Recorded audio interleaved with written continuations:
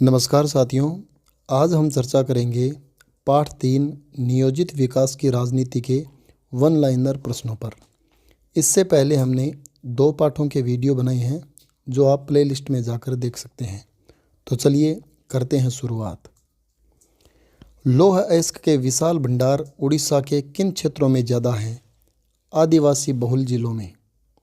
लौह अयस्क वाले आदिवासी जिलों में उद्योग लगने से आदिवासियों को क्या डर सता रहा था?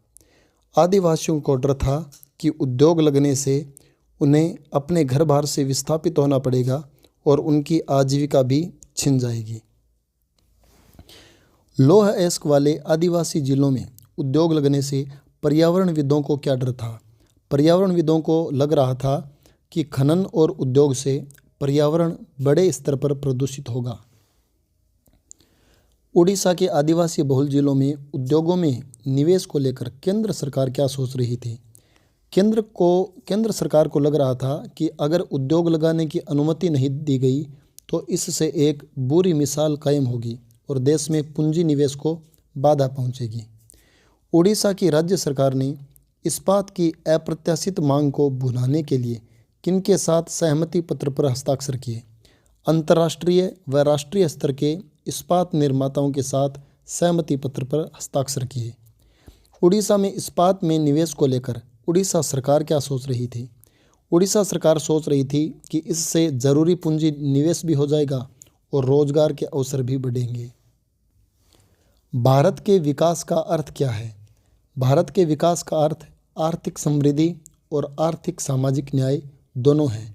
आज़ादी के बाद इस बात पर सभी की सहमति थी।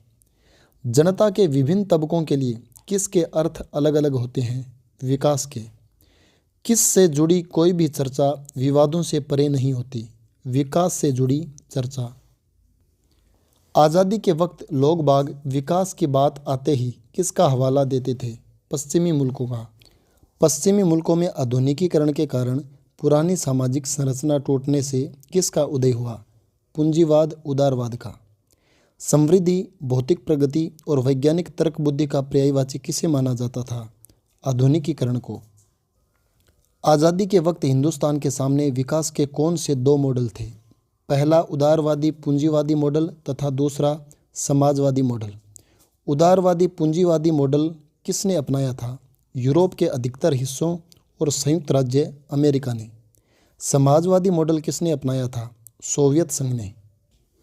शीत युद्ध किन के बीच चला था? 2 महाशक्तियों के बीच, अमेरिका व सोवियत संघ के बीच। शीत युद्ध के दौर में हिंदुस्तान में बहुत से लोग विकास के किस मॉडल से प्रभावित थे? सोवियत मॉडल से।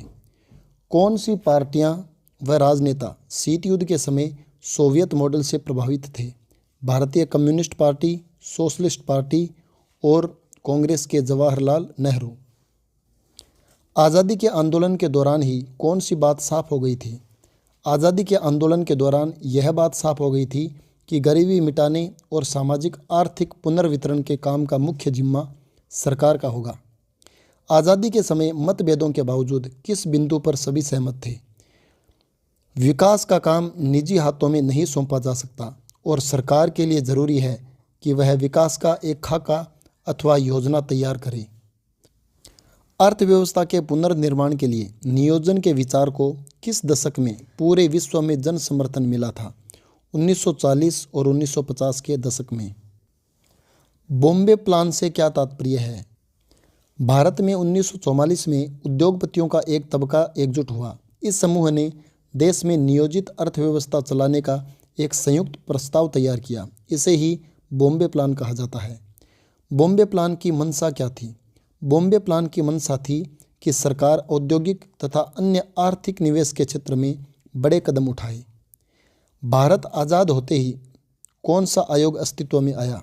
योजना आयोग। भारत अपने विकास के लिए कौन सा रास्ता और रणनीति अपनाएगा, यह फैसला करने में किस संस्था ने केंद्रीय और सबसे प्रभावशाली भूमिका निभाई? योजना आयोग ने। भारत ने किस से प्रभावित होकर पंचवर्षीय योजना का विकल्प चुना? सोवियत संघ से प्रभावित होकर। पंचवर्षीय योजनाओं में बजट को किस प्रकार व्यवस्थित किया गया? पंचवर्षीय योजना के अनुसार केंद्र सरकार और सभी राज्य सरकारों के बजट को 2 हिस्सों में बांटा गया। एक हिस्सा गैर योजना व्यय का था और दूसरा हिस्सा योजना व्यय का था। पंचवर्षीय योजना पर अमल करने का कोई एक फायदा बताइए। सरकार के सामने अर्थव्यवस्था की एक बड़ी तस्वीर होती है और वह अर्थव्यवस्था में लंबी अवधि के लिए हस्तक्षेप कर सकती है।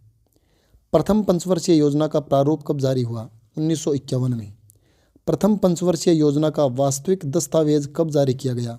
नवंबर 1951 में। दूसरी व तीसरी पंचवर्षीय योजना कब शुरू हुई? क्रमशः 1956 और 1961 में। यानी दूसरी पंचवर्षीय योजना 1956 में और तीसरी 1961 में शुरू हुई। चौथी पंचवर्षीय योजना कब चालू होनी थी? 1966 में। प्रथम पंचवर्षीय योजना जिसकी अवधि 1951 से 56 थी, इसकी कोशिश क्या थी? देश को गरीबी के मकड़ जाल से निकालने की। प्रथम पंचवर्षीय योजना को बनाने में जुटे किसी एक विशेषज्ञ का नाम बताइए। के.एन. राज। के.एन. राज ने प्रथम पंचवर्षीय योजना के समय क्या दलील दी? इस युवा अर्थशास्त्री की दलील थी कि अगले 2 दशकों तक भारत को अपनी चाल धीमी रखनी चाहिए क्योंकि तेज रफ्तार विकास से अर्थव्यवस्था को नुकसान पहुंचेगा। प्रथम पंचवर्षीय योजना में योजनाकारों का बुनियादी लक्ष्य क्या था? राष्ट्रीय आय के स्तर को ऊंचा करना। प्रथम पंचवर्षीय योजना में ज़्यादा जोर किस क्षेत्र पर था? कृषि क्षेत्र पर। कौन सी योजना के अंतर्गत सिंचाई के क्षेत्र में निवेश किया गया और भाखड़ा नांगल जैसी विशाल परियोजनाओं के लिए बड़ी धनराशि आवंटित की गई? प्रथम पंचवर्षीय योजना में। कौन सी पंचवर्षीय योजना में भूमि सुधार पर जोर दिया गया और उसे यानी भूमि सुधार को देश के विकास की बुनियादी चीज माना गया?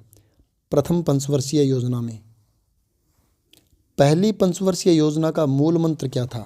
धीरज। दूसरी पंचवर्षीय योजना में किस पर जोर दिया गया? भारी उद्योगों के विकास पर। दूसरी पंचवर्षीय योजना किसके नेतृत्व में तैयार की गई? पी.सी. महालनोबिस यानी प्रशांत चंद्र महालनोबिस के नेतृत्व में। दूसरी योजना की कोशिश क्या थी? तेज गति से संरचनात्मक बदलाव करने की। किस कारण से भारतीय अर्थव्यवस्था के विकास को एक नया आयाम मिला? औद्योगिकरण पर दिए गए जोर के कारण।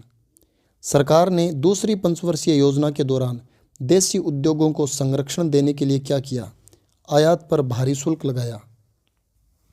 आज़ादी के बाद के शुरुआती 2 दशकों में आधुनिक भारत के निर्माण के प्रयास हुए, इसमें किसकी भूमिका मुख्य रही? सार्वजनिक क्षेत्र की विकास परियोजनाओं की भूमिका मुख्य रही।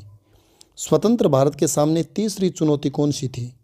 आर्थिक विकास की चुनौती। ऐसा विकास जिससे सभी का भला होता हो, न कि कुछ एक तबकों का।